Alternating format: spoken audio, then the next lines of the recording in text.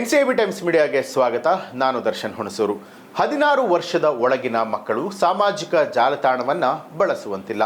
Australia ಸರ್ಕಾರ ಮಹತ್ವದ ನಿರ್ಧಾರವನ್ನು ಘೋಷಣೆ ಮಾಡಿದೆ. ಹೌದು, ಆಸ್ಟ್ರೇಲಿಯಾ ಮಹತ್ವದ ನಿರ್ಧಾರವನ್ನು ತೆಗೆದುಕೊಂಡಿರುವಂಥದ್ದು. ಅಲ್ಲಿ ಮಕ್ಕಳ ಭವಿಷ್ಯಕ್ಕಾಗಿ ಹೊಸ ರೀತಿಯಾದಂಥ ಕಾನೂನನ್ನು ಘೋಷಣೆ ಮಾಡಲಾಗಿದೆ. ಇನ್ನು ಮುಂದೆ ಆಸ್ಟ್ರೇಲಿಯಾದಲ್ಲಿ 16 ವರ್ಷದ ಮಕ್ಕಳು ಸಾಮಾಜಿಕ ಜಾಲತಾಣಗಳನ್ನು ಬಳಸುವಂತಿಲ್ಲ. ಒಂದು ವೇಳೆ ಬಳಸಿದರೆ ಕೋಟಿ ದಂಡವನ್ನು ವಿಧಿಸಲಾಗುತ್ತೆ. ಈ ಬಗ್ಗೆ ಸ್ವತಃ ಪ್ರಧಾನಿ ಆಂಥೋನಿ ಆಲ್ಬನೀಸ್ ಅವರು ಎಕ್ಸ್ನಲ್ಲಿ ಪೋಸ್ಟ್ ಒಂದನ್ನು ಮಾಡಿ ಹಂಚಿಕೊಂಡಿದ್ದಾರೆ. ವಿಶ್ವದಲ್ಲೇ ಆಸ್ಟ್ರೇಲಿಯಾ ಮಹತ್ವದ ನಿರ್ಧಾರವನ್ನು ಬಹಳ ದೊಡ್ಡ ಮಟ್ಟದಲ್ಲಿ ತೆಗೆದುಕೊಂಡಿದೆ. ಆಸ್ಟ್ರೇಲಿಯಾ ಸರ್ಕಾರ ಏನು ಸಾಮಾಜಿಕ ಮಾಧ್ಯಮಗಳನ್ನು ನಿಷೇಧ ಮಾಡುವ ಬಗ್ಗೆ ಇದೀಗ ಘೋಷಣೆಯನ್ನು ಮಾಡಿರುವಂಥದ್ದು. ಇದರಲ್ಲಿ ಯೂಟ್ಯೂಬ್ ಕೂಡ ಸೇರಿಕೊಂಡಿದೆ. ಯೂಟ್ಯೂಬ್ ಸಾಮಾಜಿಕ ಮಾಧ್ಯಮ ಅಲ್ಲ ಅಂಥೇಳಿ ಯೂಟ್ಯೂಬ್ ಹೇಳಿಕೆಯೊಂದನ್ನು ಕೂಡ ಬಿಡುಗಡೆ ಮಾಡಿತ್ತು. ಆದರೆ ಇದೀಗ ಅದನ್ನು ಕೂಡ ಆಸ್ಟ್ರೇಲಿಯಾ ಬ್ಯಾನ್ ಮಾಡಿದೆ. ಇನ್ನು ಮೇಟಾ ಮತ್ತು ಚಾಟಿಂಗ್ ಆ್ಯಪ್ಗಳ ತಂತ್ರಜ್ಞಾನ ದೈತ್ಯರ ಟೀಕೆಯ ನಂತರ 16 ವರ್ಷದ ಒಳಗಿನ ಬಳಕೆದಾರರಿಗೆ ಟಿಕ್ಟಾಕ್, ಇನ್ಸ್ಟಾಗ್ರಾಮ್, ಫೇಸ್ಬುಕ್, ಎಕ್ಸ್ ಹಾಗೆ ಚಾಟಿಂಗ್ ಆ್ಯಪ್ಗಳ ನಿಷೇಧವನ್ನು ಮಾಡಲಾಗುತ್ತೆ ಅಂತಲೂ ಕೂಡ ಹೇಳಲಾಗಿತ್ತು. ಇದೀಗ ಜೊತೆಯಲ್ಲಿ ಯೂಟ್ಯೂಬನ್ನು ಕೂಡ ಬ್ಯಾನ್ ಮಾಡಲಾಗಿದೆ. ಮಕ್ಕಳನ್ನು ಆನ್ಲೈನ್ನಿಂದ ರಕ್ಷಣೆ ಮಾಡೋದಕ್ಕೆ, ಈ ಅಭ್ಯಾಸದಿಂದ ದೂರವಾಗಿ ಇಡೋದಕ್ಕೆ ಸರ್ಕಾರ ಇಂತಹ ನಿರ್ಧಾರವನ್ನು ತೆಗೆದುಕೊಂಡಿರುವಂಥದ್ದು. ಆದ್ದರಿಂದ ನಾವು 16 ವರ್ಷದ ಒಳಗೆ ಇರುವವರಿಗೆ ಸಾಮಾಜಿಕ ಮಾಧ್ಯಮ ಖಾತೆಗಳನ್ನು ನಿಷೇಧವನ್ನು ಮಾಡ್ತಾ ಇದ್ದೇವೆ. ಈ ಸೋಷಿಯಲ್ ಮೀಡಿಯಾದ ವೇದಿಕೆಯ ಮೂಲಕ ತಮ್ಮದೇ ಆಗಿರುವಂಥ ಕೆಟ್ಟ ಲೋಕವನ್ನು ಮಕ್ಕಳು ಸೃಷ್ಟಿ ಮಾಡಿಕೊಳ್ತಾರೆ ಅಂತ ಹೇಳಿ ಪ್ರಧಾನಿ ಅವರು ಹೇಳಿಕೆ ಕೊಟ್ಟಿರುವಂಥದ್ದು.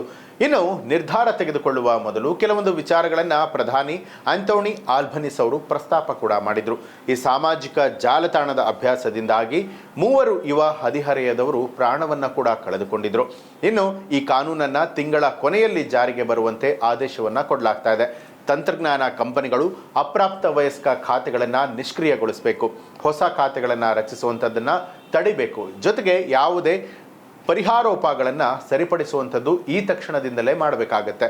ಒಂದು ವೇಳೆ ಇದನ್ನು ಮಾಡಿಲ್ಲ ಅನ್ನುವಂಥದ್ದಾದರೆ 50 ಮಿಲಿಯನ್ನಷ್ಟು ದಂಡವನ್ನು ವಿಧಿಸಲಾಗತ್ತೆ ಅಂತ ಎಚ್ಚರಿಕೆ ಕೊಟ್ಟಿದ್ದಾರೆ. ಹದಿಹರೆಯದವರು ಯೂಟ್ಯೂಬನ್ನು ವೀಕ್ಷಣೆ ಮಾಡೋದಕ್ಕೆ ಸಾಧ್ಯ ಆಗುತ್ತೆ, ಆದರೆ ಖಾತೆ ಇಲ್ಲದೆ ಅವರು ಸಂವಹನ ನಡೆಸೋದಕ್ಕೆ, ಕಾಮೆಂಟ್ಗಳನ್ನು ಮಾಡೋದಕ್ಕೆ ಅಥವಾ ಪೋಸ್ಟ್ಗಳನ್ನು ಮಾಡೋದಕ್ಕೆ ಸಾಧ್ಯ ಆಗೋದಿಲ್ಲ. ಆನ್ಲೈನ್ ಗೇಮಿಂಗ್, ಸಂದೇಶಗಳನ್ನು ಕಳಿಸುವಂಥ ಅಪ್ಲಿಕೇಶನ್ಗಳು, ಶಿಕ್ಷಣ ಮತ್ತು ಆರೋಗ್ಯ ಸಂಬಂಧಿತ ವಿಚಾರಗಳು ಕಡಿಮೆ ಸಾಮಾಜಿಕ ಮಾಧ್ಯಮ ಹಾನಿಗಳನ್ನು ಉಂಟು ಮಾಡುತ್ತೆ ಅಂತಲೂ ಕೂಡ ಅಧಿಕಾರಿಗಳು ತಿಳಿಸಿದ್ದಾರೆ. ಹಾಗಾಗಿ ಇದಕ್ಕೆ ಮಾತ್ರ ಶಾಸನದಿಂದ ವಿನಾಯಿತಿಯನ್ನು ಕೊಡಲಾಗಿದೆ. ಜಾಗತಿಕವಾಗಿ ಈ ನಿರ್ಧಾರ ಜನಪ್ರಿಯತೆಯನ್ನು ಗಳಿಸ್ತಾ ಇದೆ. ನಾರ್ವೆ ಈಗಾಗಲೇ ಇದೇ ರೀತಿಯಾದಂಥ ನಿರ್ಬಂಧವನ್ನು ಘೋಷಣೆ ಮಾಡಿರುವಂಥದ್ದು. ಹಾಗೆ UK ಕೂಡ ಇದನ್ನು ಅನುಸರಿಸೋದಕ್ಕೆ ಮುಂದಾಗ್ತಾ ಇದೆ. ಇನ್ನು ಪ್ರಧಾನಿ ಆಂಥೋನಿ ಆಲ್ಬನೀಸ್ ಅವರು ಹಂಚಿಕೊಂಡಿರುವಂಥ ಎಕ್ಸ್ ಪೋಸ್ಟ್ಗೆ ಅನೇಕರು ಕಾಮೆಂಟ್ಗಳನ್ನು ಮಾಡ್ತಿದ್ದಾರೆ. ಇದನ್ನು ಪೋಷಕರು ಕೂಡ ಮಾಡಬೇಕಾಗತ್ತೆ, ಇದು ಎಲ್ಲರ ಕರ್ತವ್ಯ ಅಂತ ಹೇಳ್ತಿದ್ದಾರೆ. ಇನ್ನೊಬ್ಬ ಬಳಕೆಗಾರ ಇದು ಹುಚ್ಚುತನ, ಮಕ್ಕಳ ಸ್ನೇಹಿ ವೇದಿಕೆಯನ್ನು ಹೇಗೆ ನಿಷೇಧವನ್ನು ಮಾಡಲಾಗುತ್ತೆ ಅಂತಲೂ ಕೂಡ ಕಾಮೆಂಟ್ನಲ್ಲಿ ಆಕ್ಷೇಪವನ್ನು ವ್ಯಕ್ತಪಡಿಸ್ತಾ ಇದ್ದಾರೆ.